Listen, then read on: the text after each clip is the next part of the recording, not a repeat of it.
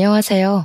저는 대한민국에서 경찰을 하고 있는 30대 여자입니다. 저도 기가 막히는 사연을 가지고 있어서 근무를 마치고 이렇게 컴퓨터 앞에 앉아 있네요. 저는 오래전부터 찾고 있는 사람이 한 명 있습니다. 혹시 사연을 올리면 그가 어디선가 보고 제가 잘 지내고 있다고 알려주기 위해 이렇게 글을 올려봅니다. 겉으로 보기에는 특별해 보이지 않지만 저에게는 아주 특별한 가족이 있습니다. 저희 가족은 어머니, 아버지, 그리고 3살 어린 여동생이 있는 평범한 4인 가족입니다. 아버지는 오랫동안 경찰에서 형사로 30년 이상 근무하신 베테랑 형사이십니다. 저는 그런 아버지가 언제나 자랑스러웠고 자연스럽게 아버지처럼 경찰을 꿈꿔왔습니다. 그래서 학교의 장래 희망을 경찰이라고 적으면 아버지는 절대 안 된다며 반대를 하시곤 했어요. 딸이 경찰처럼 어렵고 험한 일을 하는 건 못 본다며 엄청 반대하시면서 다른 일을 찾으라고 하셨습니다. 하지만 저는 커가면서 아버지에게 진지하게 경찰을 하고 싶다고 말을 해왔죠. 아빠처럼 멋지고 강한 경찰이 되고 싶은데 왜 반대하느냐고 물어보면 아버지는 좋아하시면서도 제가 할 일이 못 된다고 하셨어요. 그때는 그 말이 얼마나 서운하던지 아버지와 저의 사이에 잠깐 골까지 깊어지게 되었습니다. 저는 대학을 진학하게 되면서 당연히 경찰대학에 원서를 넣었고 아버지는 또 저에게 경찰은 안 된다며 화를 내시는 겁니다. 왜 이렇게 반대를 하는 거야? 아빠는 딸이 경찰이 꿈이라는데 좋아해야 하는 거 아니야?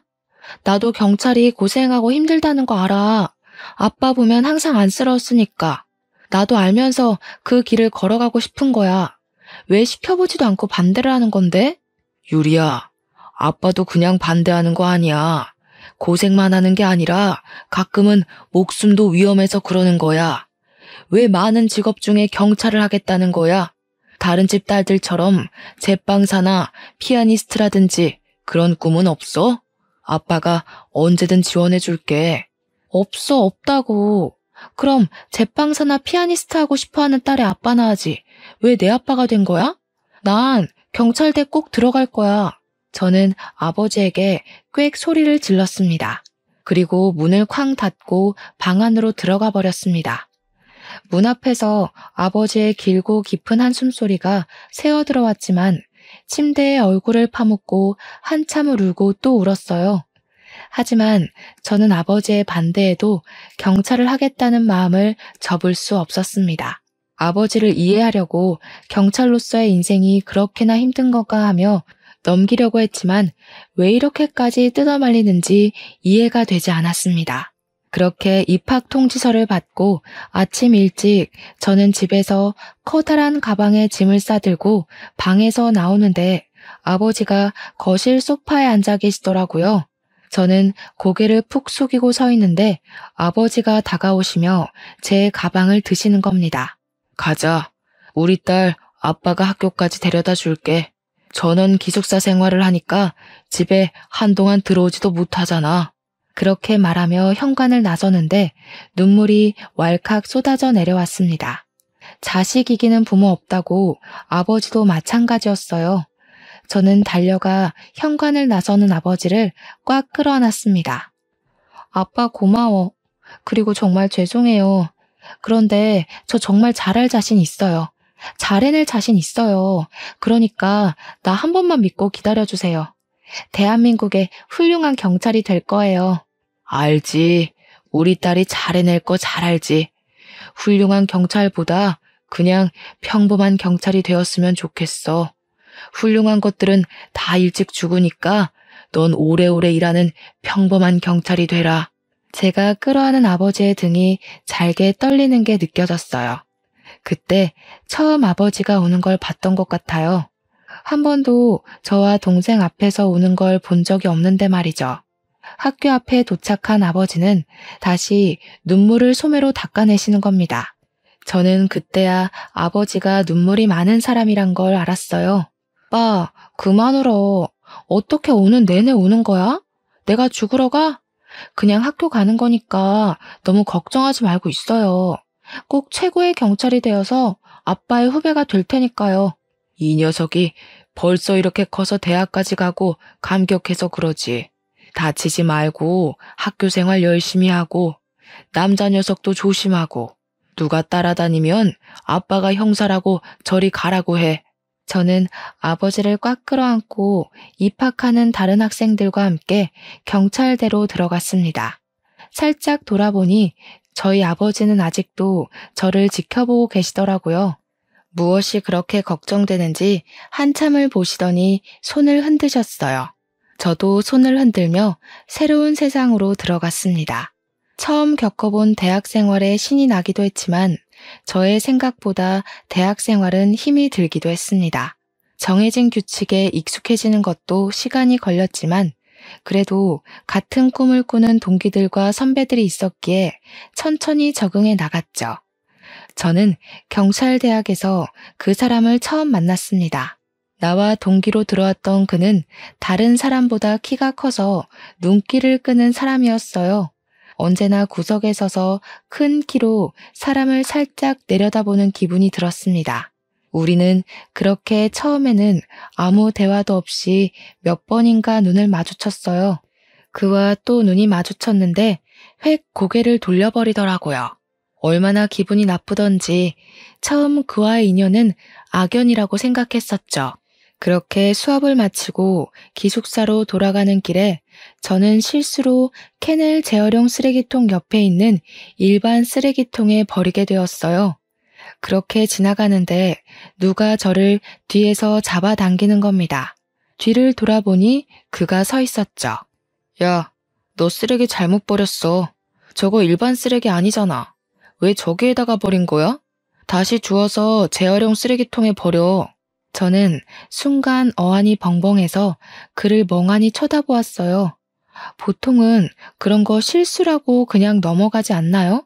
이렇게 콕 집어서 일반 쓰레기통에 다시 버리라고 하지 않는데 어이가 없는 그의 말에 저는 화가 났습니다. 나보고 지금 쓰레기통을 뒤져서 다시 버리라는 거야? 이미 쓰레기통 안에 들어간 걸? 실수로 거기에 버린 거야. 그런데 그걸 다시 꺼내서 재활용해 다시 버리라는 건 너무한 거 아니야? 왜? 네가 잘못했으니까 네가 바로잡는 거잖아. 딱 봐도 캔인데 어떻게 실수를 할 수 있는 거지? 알면서 귀찮아서 버린 거 아니야? 떡하니 바로 옆에 재활용 쓰레기통이 있는데. 야, 알면서 누가 그렇게 버리냐? 내가 사이코패스도 아니고. 그렇게 말할 것까지 없잖아. 저는 화가 나서 버럭 소리를 질렀습니다. 야, 아니고 나는 한동훈이라고 하고 이번에는 내가 대신 주워서 재활용 쓰레기통에 버릴 건데 다음부터는 눈을 똑바로 뜨고 다니든지 주의해서 버려주었으면 좋겠네. 그는 그렇게 말하며 정말 일반 쓰레기통을 뒤적거리더니 제가 버린 캔을 꺼내어 재활용 쓰레기통에 버리는 겁니다. 그때는 정말 어이가 얼마나 없던지 그는 그러고는 획하니 돌아서 가버렸습니다. 정말 그날 하루는 화가 나서 그의 얼굴이 머릿속에서 떠나지 않았던 것 같아요. 조그만 규칙도 철저하게 지키는 바른 청년으로 소문이 자자하더라고요. 법 없이도 살 사람이라고 말이죠. 저는 그렇게 그 사람과 서로 악감정을 키워갔습니다. 그 뒤로 그만 보면 속이 뒤집힐 것 같았어요. 기분이 나쁘고 심사가 뒤틀렸죠. 그리고 저도 모르게 눈길이 그에게 향하곤 하는 겁니다. 참 희한한 사람이라 생각될 정도로 각이 잡혀 사는 그 사람이 더 눈에 띄었죠. 우리는 그렇게 아무 말도 섞지 않고 지내다가 가까워지게 된 특별한 계기가 있었습니다. 저희 학교는 경찰대학이다 보니 산악구보 훈련이 있었습니다. 하필 저는 보기만 해도 기분이 나쁜 그와 같은 조가 되어야 했습니다. 그날 쓰레기 사건으로 한 번도 그와 이야기를 나눈 적도 없고 지적도 받은 적 없었지만 저는 계속 그를 신경을 쓰고 있었죠. 한여름이어서 덥기도 하고 그날따라 생리통으로 몸 상태가 엉망인 겁니다. 생리통 약을 먹고 산을 올랐지만 그날따라 약도 효과가 없는지 자꾸 뒤처졌습니다. 저와 같은 조원들은 그런 제 모습을 보고 짜증을 내기 시작했죠. 그 모습을 보니 미안해져서 조원들에게 먼저 가라고 말을 꺼냈습니다. 계속 가면 다 같이 지치고 이러다가 걷는 페이스가 엉망이 될 것 같았거든요. 미안해, 너희들 먼저 가. 금방 뒤따라 갈게. 나 때문에 너희들까지 지치겠다. 낙오되지 않게 금방 따라갈게.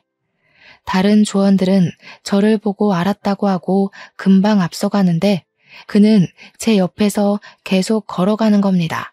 저는 그게 더 신경 쓰였어요.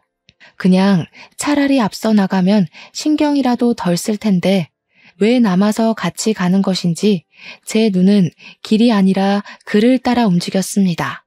신경은 쓰이고 배는 아프고 그러다가 비탈길에 발까지 살짝 삐끗거렸습니다. 다행히 앞서 걷던 그는 그 상황을 보지 못해서 다친 걸 모르고 잘 걸어갔습니다. 이런 걸 총체적 난국이라고 하던가요? 가끔 지금도 그날을 떠올리면 아찔해 오곤 해요. 그가 없었다면 아마 전 그날 분명 낙오를 했을 겁니다.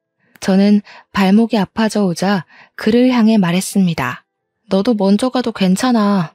낙오되지 않도록 조심할 테니까 계속 내 옆에 있으면 계속 신경 쓰여서 그래. 그러니까 먼저 가. 그는 저를 물끄러미 쳐다보다가 입을 열더라고요. 너 아프잖아. 아픈 애 두고 내가 어떻게 가. 그냥 이대로 같이 가자. 저는 그의 말에 당황했어요. 티를 안 내려고 이를 꽉 깨물었는데 그에게 그대로 들켜버리고 만 거죠. 나 아픈 거 어떻게 알았어? 티 안 내려고 했는데 그렇게 티가 많이 났어? 티 많이 안 나. 그런데 아까부터 너 오른쪽 발목 아파하는 것 같은데 맞아? 혹시 네가 안 불편하면 내가 부축해줘도 될까? 아니야. 그럼 너도 힘들잖아. 그냥 가. 신세지는 건 내가 불편해서 그래. 앞서간 애들도 기다릴 거고. 그는 제 말에도 저를 붙잡고 부축을 했습니다. 미안한데 그냥은 두고 못 가겠다. 내가 불편해도 네가 그냥 참아. 이 훈련만 끝나면 안 불편하게 다시 예전으로 돌아갈 거니까. 네가 불편하다는 게 아니라 이렇게 신세지는 상황이 불편하다는 거지. 오해하지 마. 그는 저를 향해 미소를 지었습니다. 그 미소가 제가 보는 그의 첫 미소였습니다. 난 계속 네가 내 눈을 피하길래 나를 싫어하는 줄 알았어. 예전부터 너한테 말을 걸고 싶었는데 그때 재활용 쓰레기 때문에 나를 불편해하는 줄 알았거든. 그날 너한테 말 걸려고 일부러 너에게 그렇게 말했는데 그렇게 말하고 나서 엄청 후회했었어. 그게 나한테 말 걸려고 그렇게 했다는 거야? 말을 그렇게 거는 사람이 어딨어. 그건 시비 거는 거지. 내가 좀 그렇게 오해를 많이 받아. 사회성이 떨어지는 건지 숙기가 없는 건지. 좋아하는 사람한테 말도 잘 못하고 그냥 쳐다보다가 단념하고. 그래도 이번에는 좋은 아이디어라고 생각했는데 역시 역효과가 났네. 나 너 좋아해도 되는 거지? 그는 그렇게 저에게 빙 둘러 고백을 했습니다. 사람이 어쩌면 이렇게까지 융통성도 그리고 눈치도 없는 건지 보통 다른 사람이라면 그런 상황에는 고백하지 않을 텐데 말이죠. 저는 그런 그의 솔직하고 소탈한 모습이 더 마음이 끌렸는지도 모르겠어요. 우리는 그날 이후로 연인으로 발전하게 되었습니다. 그는 정말 만날수록 정직의 대명사 같은 사람이었어요. 길에 떨어진 쓰레기 하나도 못 보고 지나치며 쓰레기를 주워들고 다니다가 보이는 쓰레기통에 버리는 겁니다. 작은 규칙도 꼼꼼히 따지며 지켜나가는 그를 보고 있으면 이 사람은 어쩌면 경찰을 하려고 태어나지 않았나 생각될 정도였죠. 동훈이 너는 정말 법 없이도 살 사람 같아. 그래서 경찰이 되고 싶었던 거야? 어떻게 그렇게 길에 있는 쓰레기며 작은 규칙도 다 지키고 살아? 우리 아버지가 그렇게 나를 가르치셨어. 법은 어기면 안 된다. 작은 쓰레기도 길에 버리지 말라고. 어려운 사람 있으면 먼저 도와줘야 한다고도 가르쳐 주셨거든. 어릴 때부터 이렇게 살았다 보니 몸에 배인 것 같아. 아버지가 훌륭하게 가르쳐서 그렇구나. 그런데 넌 너한테도 너무 엄격한 것 같아. 스스로 작은 실수를 해도 너무 자기 자신을 다그치잖아. 그렇게까지 하지 않아도 될 텐데. 삶에 조금 여유를 가지는 건 어때? 그는 스스로에게도 목표를 정하고 달성하지 못하면 못 견뎌 하기도 했습니다. 어쩌면 사람이 이렇게 바르고 올곧게만 사는 건지 가끔은 보면서 안타까울 정도였죠. 그런데 그는 자신의 아버지 이야기를 하면서 두 눈을 반짝였어요. 아버지의 이야기를 할 때면 행복해 보이기까지 했습니다. 아직 아버지를 따라가려면 멀었어. 난 정말 우리 아버지를 존경하거든. 어머니가 어릴 때 돌아가시고 나를 홀로 키우면서 작은 식당을 여셨는데 새벽에 일어나 장사 준비를 하시고 아침에 노숙자분들이 오시면 공짜로 밥도 주시기도 하고 그리고 매주 봉사도 다니시고 정말 열심히 사셔. 우리 아버지는 작은 신호등 하나도 절대 붉은 불에 건너시지 않을 정도로 법을 지키시는 정직한 분이셔. 정말 멋진 분이시다. 사실 나도 학교 다닐 때 무단횡단은 몇 번 한 적 있거든. 아버님이 네가 경찰이 되겠다고 할 때 정말 좋아하셨겠다. 언제 한번 뵙고 싶어. 내가 경찰대학에 붙었다고 하니까 엄청 좋아하셨어. 그날은 나를 끌어안고 하루 종일 우셨다니까. 언제 꼭 우리 아버지 만나러 가자. 널 보면 참 좋아하실 거야. 그의 말로는 10살의 어머니가 돌아가시고 그때부터 아버지와 둘이 함께 살았다고 합니다. 아버지는 그가 어머니의 빈틈을 느끼지 못하게 하려고 노력을 많이 하신 것 같았어요. 체육대회며 작은 학교 행사에도 빠짐없이 오시고 또 주말마다 같이 봉사를 다닐 정도로 남을 돕는 분이시라고 했습니다. 저는 그를 이렇게 바르게 키워낸 그분을 꼭 뵙고 싶었습니다. 분명히 엄청 따뜻하고 포근한 분일 거라고 생각을 했습니다.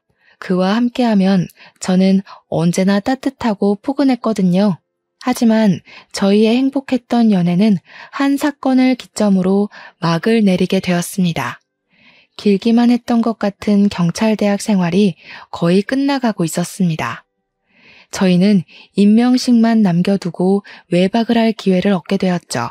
저는 그와 함께 저희 집으로 인사를 먼저 가게 되었습니다. 분명 아버지에게 인사도 없이 그의 집에 가면 질투심 많은 우리 아버지가 삐질 것 같았거든요. 저의 남자친구를 보면 분명 놀랄 거라는 제 예상에 딱 들어맞게 아버지는 그를 보고 얼굴을 잔뜩 찡그리고 결국은 눈물을 흘리는 겁니다. 저와 그는 거실에 멀뚱멀뚱하게 앉아 베란다에서 엉엉 울고 있는 아버지와 달래는 엄마의 이야기를 들어야 했습니다. 왜 울고 그래? 유리가 남자친구 데려왔으면 잘 컸다고 좋아해야 하는 거 아니야? 남사스럽게 울긴 왜 울어? 그만 울어. 남자를 데려온 게 무슨 뜻인지 당신은 몰라서 그래? 이제 곧 결혼하겠다고 말을 할 게 뻔하잖아. 난 아직 준비가 안 됐단 말이야. 저렇게 멀대같이 키 큰 놈한테 내 딸 주기 싫다고? 어머머, 그럼 평생 옆구리에 딸내미 끼고 살 작정이야? 때 되면 시집 보내야지. 지금 무슨 말 하는 거야? 덩치는 산적만 해서. 그만 울어. 아버지는 한참을 울다가 거실로 들어와 저희 앞에 앉으셔서 그를 노려보셨어요. 한참을 당부하고 또 당부하시더라고요. 자네, 우리 유리랑 경찰대학 동기라고 들었네. 뭐 직업은 마음에 안 들지만 우리 딸이 좋아하니까 허락은 하네만. 내 딸 울리면 내가 경찰 선배로서 가만 안 둘 거네. 알겠나? 눈물 한 방울이라도 흘리게 하는 날에는 내가 당장 쫓아갈 거야. 엄마는 다시 아버지의 옆구리를 쿡 찌르셨어요. 그만 좀 하라니까. 정말 주책맞게 이게 뭐 하는 거야? 너무 서운하게 생각하지 말아요. 워낙 그이가 딸들을 예뻐해서 그래요. 나중에 자식 낳아보면 다 알 거예요. 아직 식사 전이죠? 우리 밥 먹으면서 더 이야기할까요? 예, 어머니. 명심하겠습니다. 상 차리는 거 저도 돕겠습니다. 집에 온 손님이 무슨 상을 차린다고 그래요. 앉아서 기다리면 내가 맛있게 밥상 차려서 대접해 줄게요. 그냥 그이 옆에 앉아 있어요. 손님 말고 아들하고 싶습니다. 그냥 도와줄 수 있게 해주십시오, 어머니. 엄마는 그가 너무 싹싹하다고 좋아하셨어요. 아버지는 밥을 먹으면서 그의 예의 바르고 올곧은 모습에 그나마 마음이 풀리셨는지 그와 술 한잔 하시더군요. 그는 아버지와 술을 마시고 밤이 돼서야 집으로 가려고 자리에서 일어났습니다. 저희 엄마는 자고 가도 된다고 했지만 그는 아버지가 기다리신다고 사양하면서 인사를 하고 돌아갔습니다. 그가 그렇게 돌아간 다음 날 아침 아버지는 방문을 열고 나오는 저를 보고 정복을 챙겨 입으라고 하셨어요. 같이 갈 곳이 있다고 하시면서 말이죠. 저는 정복을 갖춰 입고 아버지와 함께 차를 타고 경기도 인근에 있는 산속에 있는 납골 땅으로 가셨습니다. 저는 이미 아버지를 따라 어릴 때 몇 번 와본 기억이 있는 곳이었습니다. 아버지는 납골 땅에 있는 동료를 한참을 들여다보고 아무 말 없이 집으로 돌아가셨거든요. 제가 누구냐고 물어보면 항상 아버지는 가장 친한 친구라고 말을 해주셨어요. 제가 초등학교 저학년 때까지는 같이 왔었던 것 같아요. 아버지는 혼자서도 매년 다니신 것 같았지만 말이죠. 항상 아버지의 눈높이에 있어 잘 보이지 않던 납골함이 키가 크니 잘 보이더군요. 작은 상자 안에 납골함 2개가 같이 있는 게 보였습니다. 부부가 함께 계신 곳이었죠. 아버지는 그곳에 들어가자마자 납골함에 손을 얹고 다시 눈물을 흘리기 시작하셨어요. 그리고 아버지의 입에서 흘러나온 말들은 저를 혼란스럽게 했습니다. 장수야, 나 왔다. 유리랑 같이 왔어. 잘 지냈냐? 오랜만에 유리랑 같이 와서 화난 건 아니지? 나 유리 이렇게 잘 키웠다. 피는 못 속인다고 경찰을 하겠다고 하더니 이렇게 곧 경찰 된다. 너희 딸 진짜 자랑스럽지 않냐? 저는 아버지의 말에 두 눈을 커다랗게 떴습니다. 아빠, 그게 무슨 말이야? 누구 딸이라고 하는 거야? 내가 아빠 딸이 아니라는 말이야?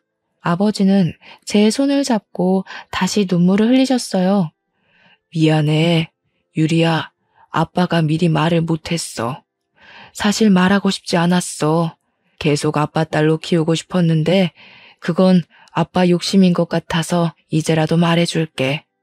여기 있는 2 사람이 너의 친부모님이야. 내 친구였고 동료였던 김창수. 그리고 옆에 있는 사람이 너의 친엄마다. 저는 순간 할 말을 잃고 말았어요. 저는 꿈에서라도 한 번도 제가 친딸이 아닐 거라고 생각해 본 적이 없었거든요.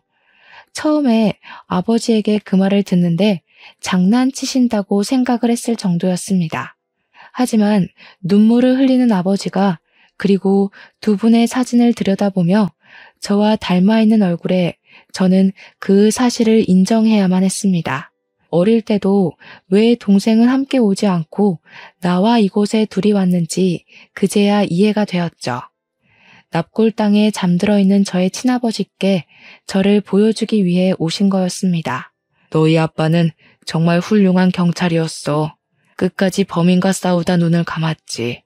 나와 창수는 어릴 때도 친구였고 함께 경찰을 꿈꾸고 같이 경찰에 합격한 정말 친한 친구였다. 그런데 이 녀석이 그전부터 쫓던 사기 사건이 있었는데 범인을 찾았다고 나에게 전화가 온 거야. 그게 마지막이 될 줄 생각도 못했어. 그놈의 흉기에 맞아 사망하고 말았어. 이제 너에게는 말해주어야 할 것 같아서 이제야 말해서 미안하다. 그럼 엄마는 왜 돌아가신 거예요? 아버지는 그렇게 돌아가셨다고 해도 엄마는 왜 돌아가셨어요? 그때 너희 엄마는 너를 뱃속에 가지고 있었어. 막달에 접어들었었는데 임신 중독증 증세가 있다고 너희 아빠가 걱정을 참 많이 했었다. 너희 아빠가 범인에게 그렇게 되었다고 듣고서 충격으로 쓰러지면서 저혈성 쇼크가 왔어. 너는 응급으로 제왕절개를 하고 살렸는데 너희 엄마는 살리지 못했다. 너희 친가는 너희 아빠가 고등학교 때 부모님이 돌아가셨었고 너희 외가도 할머니 혼자라 너를 키울 형편이 되지 않았어. 그때 우리가 결혼한 지 얼마 되지 않을 때였는데 아내가 너를 키우겠다고 먼저 나서더구나. 저는 눈물을 쏟아버렸습니다. 그런 사연이 있을 거라고는 생각을 못했으니까요. 출생의 비밀이라느니 그런 일은 주인공들에게나 있을 거라고 생각했는데 말이죠. 한참을 울고 나서 저는 모든 것을 받아들였습니다. 부모님이 친부모님이 아니라는 사실보다 두 분이 끔찍하게 돌아가셨다는 거에 저는 마음이 더 아파졌어요. 편안하게 눈을 감으신 게 아니었으니까요. 그리고 흔쾌히 저를 맡아서 키워주신 부모님께 너무 감사했습니다. 단 한 번도 동생과 차별 없이 저를 키워주시고 사랑해 주셨으니까요. 그런 비밀을 알고 나니 정말 부모님의 고생이 더 눈으로 보였습니다. 아빠, 말해주셔서 정말 감사합니다. 그리고 키워주셔서 정말 고맙습니다. 아버지는 제 어깨를 다독이셨어요. 너희 엄마도 경찰이셨어. 아유, 혹시라도 네가 다칠까봐 그렇게 경찰이 되는 걸 막았는데 이렇게 경찰이 된 것 보니 참 역시 피는 못 속이나 보다. 그리고 미안하다. 아직도 너희 부모님을 죽인 그 사기꾼 놈을 잡지 못했어. 아직도 찾고는 있는데 어디로 숨어버렸는지 찾지 못하겠다. 피를 못 속인다니 나는 아빠 보고 경찰이 되고 싶었는걸요. 경찰인 아빠가 너무 멋졌으니까요. 저는 아버지의 손을 꽉 잡고 집으로 돌아왔습니다. 그런데 집으로 들어와서 엄마를 보고 다시 눈물이 왈칵 밀려오려는 겁니다. 다시 엄마를 끌어안고 다시 엉엉 울어버렸습니다. 엄마는 다시 아기로 돌아간 거 아니냐고 하면서 저를 꽉 끌어안아 주셨어요. 잘 커주어서 고맙다고 하시는데 그 말이 너무 감사했습니다. 저는 그 전보다 두 분을 더욱 사랑하고 존경하게 되었습니다. 그런데 막상 진실을 알고 나니 해결하고 싶은 문제가 생긴 겁니다. 친아버지를 죽이고 제 친엄마까지 죽게 했던 그놈을 잡고 싶어졌죠. 제가 경찰이 된 목적이 그것이 아니었지만 이제 곧 경찰이 된다는 의욕이 넘쳐서 그랬는지 저는 아버지에게 그 범인에 관해 물어보았습니다. 이대로 아무것도 알지 못한 채로 경찰이 되고 싶지 않았거든요. 아빠, 혹시 친아빠를 죽게 만든 그 범인 나도 알 수 있을까요? 이대로 가만히 있을 수는 없을 것 같아. 나도 이제 곧 경찰이 되니까 수사에 도움이 될 수도 있잖아요. 제 말에 마땅치 않았던 아버지는 저를 보고 한참을 아무 말을 하지 않고 쳐다보셨어요. 아빠, 저도 이제 곧 있으면 진짜 경찰이 되잖아요. 그런데 제 친아빠의 범인도 알지 못하면서 어떻게 경찰로서 일하겠어요? 정말 조심하고 알아내면 꼭 아빠에게 먼저 알려드릴게요. 저도 돕게 해주세요. 아버지는 긴 숨을 내쉬더니 방에 가셔서 항상 가지고 다니시는 지갑을 가지고 나오셨습니다. 그리고 그 안에서 낡고 오래된 수배지 한 장을 꺼내어 저에게 건네셨습니다. 저는 수배지를 손에 들고 제 부모님을 죽인 원수의 얼굴을 처음 마주하게 되었어요. 뾰족한 얼굴에 긴 장발을 하고 얼굴은 그렇게 험악하게 생기지 않은 남자였습니다. 사기전과 오범으로 자신이 대기업 사장이라고 하면서 투자자를 모집하고 수천만 원을 갈취했는데 그 안에는 전 재산을 투자하고 안타깝게 목숨을 끊은 사람이 몇 분 있었나 봐요. 그래서 저희 친아버지가 길을 쓰고 찾으려고 했다고 합니다. 거의 꼬리를 물었는데 그 사람이 아버지의 복부를 찌르고 도망을 갔다고 해요. 저는 수배지를 챙겨 들었습니다. 유리야, 다시 한번 너에게 말한다만 나는 사실 네가 이 일에는 끼어들지 않았으면 한다. 어쩔 수 없이 너에게 이렇게 그놈의 수배지를 주었지만 그래도 아빠는 우리 딸 안전이 먼저니까. 네, 꼭 약속 드릴게요. 무리하지 않을 거니까 너무 걱정하지 마세요. 저는 아버지께 그렇게 말은 드렸지만 속에서 끓어오르는 분노는 어쩔 수가 없었습니다. 그놈의 수배지를 들고 저는 다시 학교로 돌아오게 되었습니다. 학교에서 만난 그에게 저의 고민을 그리고 저희 집의 사정을 말하게 되었습니다. 그에게 말하면 조금은 답답하고 끓어오르는 속을 가라앉힐 수 있을 것 같다고 생각했거든요. 나의 친부모님이 따로 계시다는 것과 어떻게 돌아가시게 되었는지 다 말을 했습니다. 생각지도 못했어. 너희 집에 갔을 때 그런 느낌을 하나도 못 받았거든. 정말 너를 친딸처럼 아껴주셨구나. 정말 훌륭한 분들이다. 그렇지. 나도 어제 처음 알았어. 한 번도 나에게 출생의 비밀이 있을 거로 생각해보지 않았거든. 어릴 때 동생이랑 성격이랑 외모가 안 닮아서 싸울 때마다 엄마한테 동생 어디서 주워왔냐고 말은 몇 번 했었는데, 그럼 친부모님을 죽인 그 범인은 못 잡은 거야? 아직까지 못 잡은 거 보면 정말 꼭꼭 숨어 있나 보네. 경찰이 되면 그 수사부터 하겠구나. 당연히 그래야지. 원수는 꼭 갚아줘야지. 그렇게 마음 편하게 살게 할 수는 없지. 저는 그에게 그렇게 말하며 제 부모님을 죽인 그놈의 수배지 전단을 보여주었습니다. 그는 그것을 보면서 한참을 멍하게 쳐다보았습니다. 유리야, 이거 나 하나 복사해서 가도 될까? 나도 같이 찾는 거 도와줄게. 저는 수배지를 그에게 복사해서 건네주었습니다. 그는 그것을 받아들고 오늘은 머리가 아파서 돌아가야겠다고 했습니다. 그리고 그 모습이 제가 그를 본 마지막 모습이 되었습니다. 그에게 며칠 동안 연락을 해도 모습이 보이지 않는 겁니다. 그와 같이 방을 쓰는 동기에게 물어보아도 자기도 모르겠다고 일어나 보니 방에 없었다고 하는 겁니다. 저는 그의 우직하고 무엇을 하든지 최선을 다하는 그를 알기에 그 혼자 그 사람을 찾는 건 아닌지 걱정했지만 그가 어디 있는지 찾지 못했습니다. 그가 있을 만한 교내의 모든 곳을 찾아봐도 모습이 보이지 않았죠. 며칠을 그렇게 흐르니 걱정이 되었습니다. 수십 번을 전화를 걸어도 핸드폰은 꺼져 있고 동기 말로는 방에 들어오지 않았다고 하는데 속이 타들어갔습니다. 그때 아버지께 전화가 왔습니다. 유리야, 그놈 잡았다. 너희 부모를 죽인 그놈 말이야. 그놈을 알고 있다고 익명의 제보 편지가 왔는데 정말 그놈이 이름도 바꾸고 태연하게 잘 먹고 잘 살고 있더라. 저는 학교에 저의 사정을 말씀드리고 바로 경찰서로 달려갔습니다. 아버지가 저를 보고 그가 있는 취조실로 데려다 주셨습니다.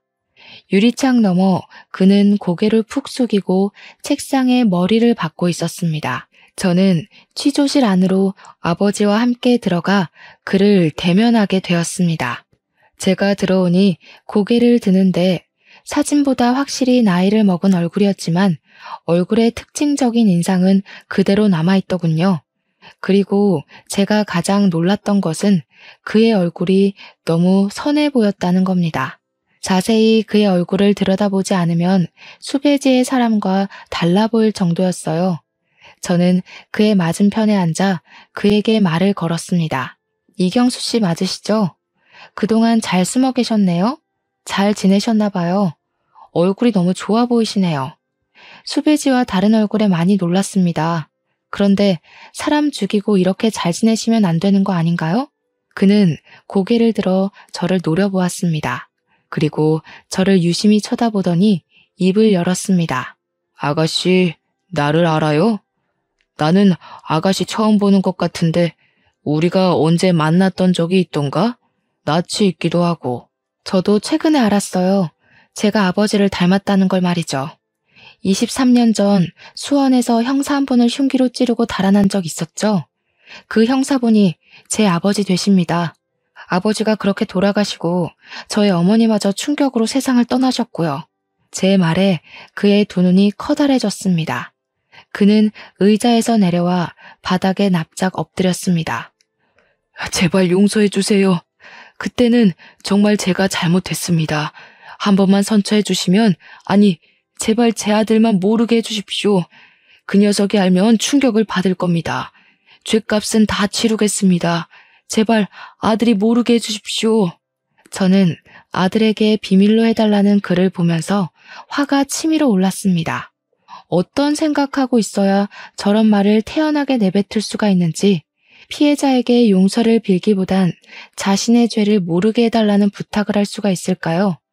마지막 한 점의 용서조차 그렇게 사라졌습니다. 정말 뻔뻔하시네요. 자기 손으로 몇 명의 가장을 죽인지는 아세요? 당신이 사기를 쳐서 2명의 가장이 목숨을 버려야 했습니다. 그리고 저희 아버지는 직접 그 손으로 죽이셨죠. 그런데 감히 저에게 아들이 모르게 해달라는 말을 내뱉을 수가 있나요? 당신 아들은 티끌 하나 묻히기 싫었으면서 남의 인생은 그렇게 짓밟아도 되냐는 말입니다. 정말 죄송합니다. 한 번만 용서해 주십시오. 그 녀석은 경찰대학을 다니고 있어서 곧 있으면 임명식만 남겨놓고 있습니다. 그런데 그 녀석 성격상 제가 이런 큰 죄를 지었다는 것을 알면 스스로도 용서를 못할 아이입니다. 제발 아들만 모르게 해주십시오. 임명식을 앞두고 있다면 그의 아들은 분명 제 동기들 한 명이었습니다. 경찰대요? 저도 경찰대를 다니고 있는데 누구죠? 이번에 임명식을 앞두고 있다면 저는 말을 하다가 말을 멈췄습니다. 설마 아니길 빌었습니다. 우연이길, 그가 사라진 것은 우연이길 빌었어요. 이 사람의 아들이 제발 그만 아니기를 말입니다. 한동훈, 제 아들 이름입니다. 혹시 아가씨도 알고 있나요? 혹시 제 아들을 알고 있다면 그놈의 성품을 알고 있을 겁니다. 저를 절대 용서하지도, 그리고 자기 자신도 용서하지 못할 아이입니다. 너무 올곧아서 구부러지지 않는 아이입니다. 제발 그 아이가 모르게 해주십시오.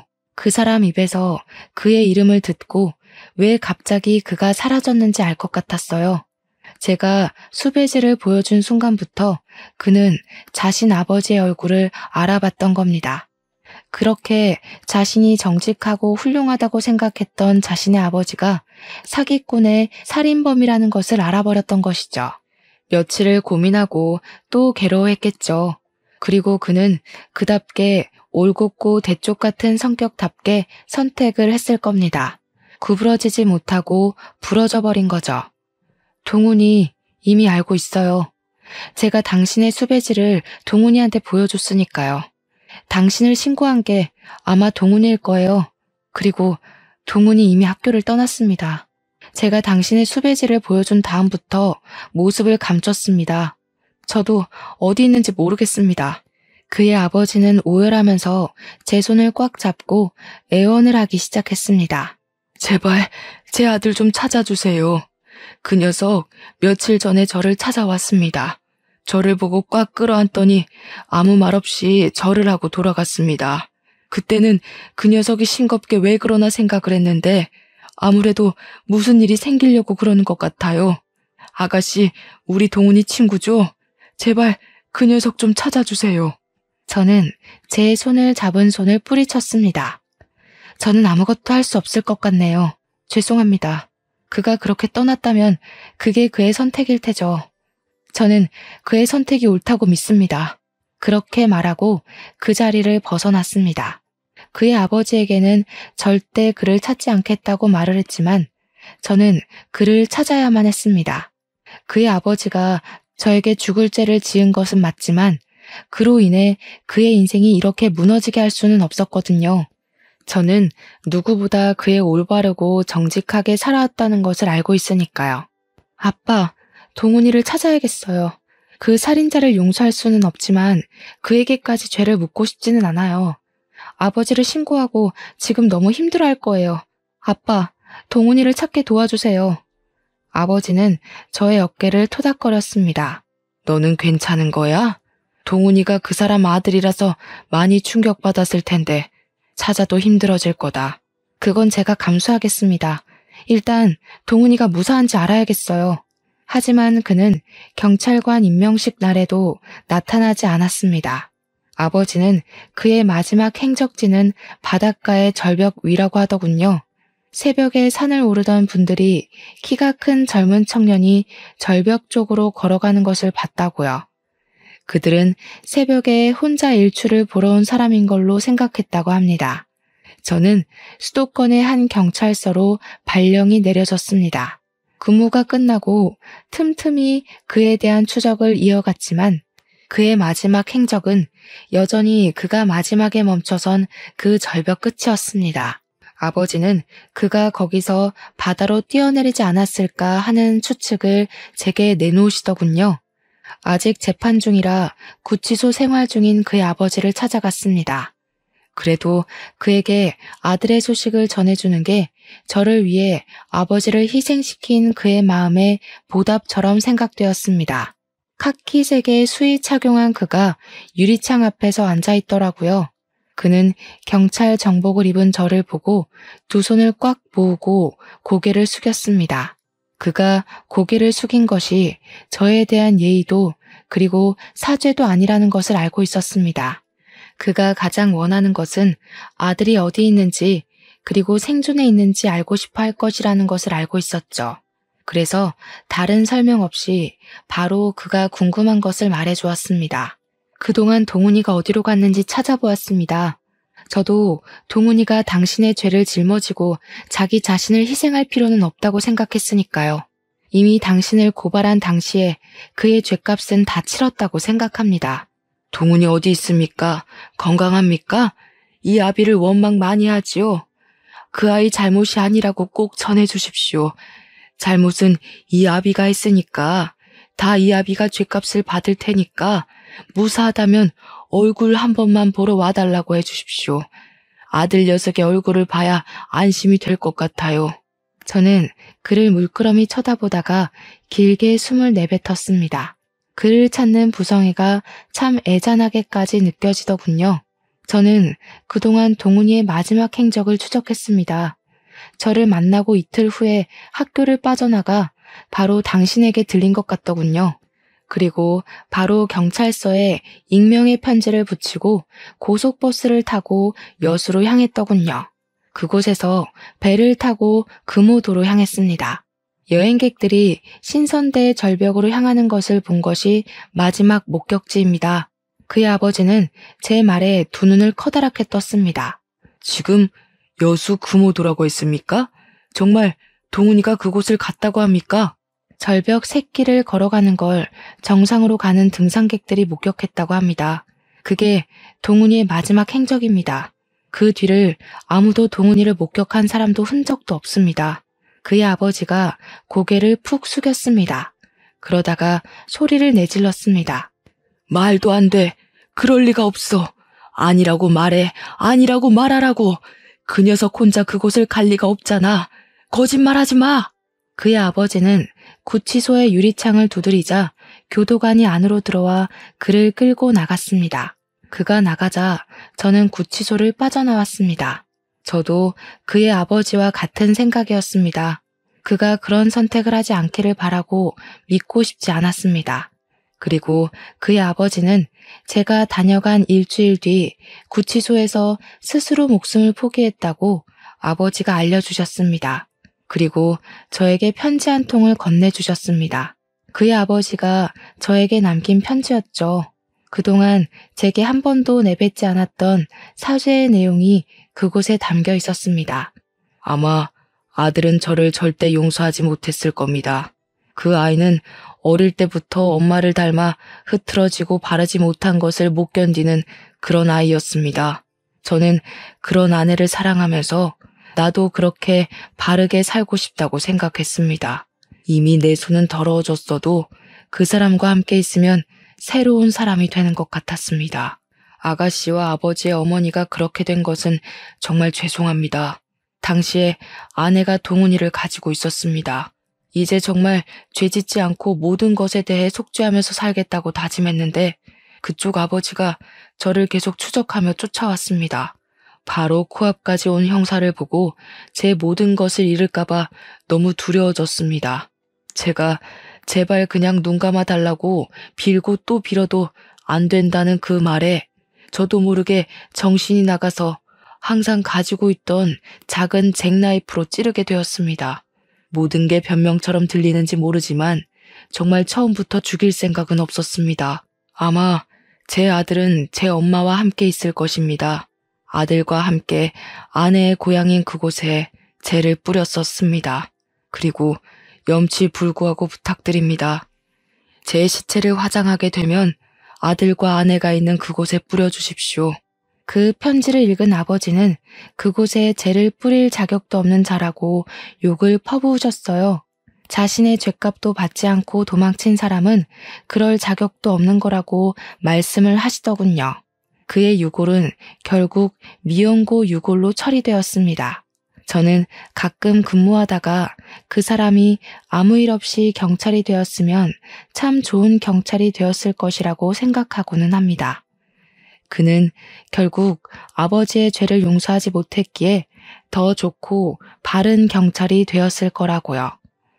문득 그런 생각을 하다 보면 선과 악은 종이장처럼 맞닿아 있는 것처럼 사람 안에 존재하는 그것은 아닌가라고 생각하고는 합니다. 단지 우리는 선이 되려고 노력을 하면서 살아가는 거라고 말이죠. 저는 여전히 그를 찾고 있습니다. 아직 그의 행방을 모르니까요. 그의 시신도 그를 닮은 사람을 찾았다는 신고도 없었으니까요. 그가 어딘가 숨어서 자신을 용서하지 못하고 있지 않을까 생각하고는 합니다. 그를 다시 만난다면 나는 그를 용서했다고, 다 아버지의 죄 때문에 괴로워하지 않아도 된다고 말을 해주고 싶어요. 저의 사연은 여기까지입니다. 저의 출생의 비밀을 알고 친부모님의 안타까운 사정을 알게 된 후 가끔은 모든 게 꿈이 아닐까 생각을 하고는 합니다. 잠에서 깨면 모든 게 그 전처럼 다 돌아왔으면 좋겠다고 말이죠. 하지만 인간의 삶이란 게 참 좋은 일만은 있는 게 아니라는 것은 확실한 것 같습니다. 경찰 일을 하다 보니 저보다 더 안타까운 사연을 가진 분들이 어쩌면 이렇게도 많은지 참 안쓰럽습니다. 저는 운이 좋게 좋은 부모님을 만나 행복하게 자란 게 얼마나 행운인지 다시금 알게 되었습니다. 여러분도 누군가를 죽일 듯이 원망하고 또 용서를 하신 적 있을 거로 생각합니다. 각자의 사연은 다르겠지만 여러분의 용기에 저는 박수를 보내고 싶습니다. 저의 사연을 읽어주셔서 감사합니다.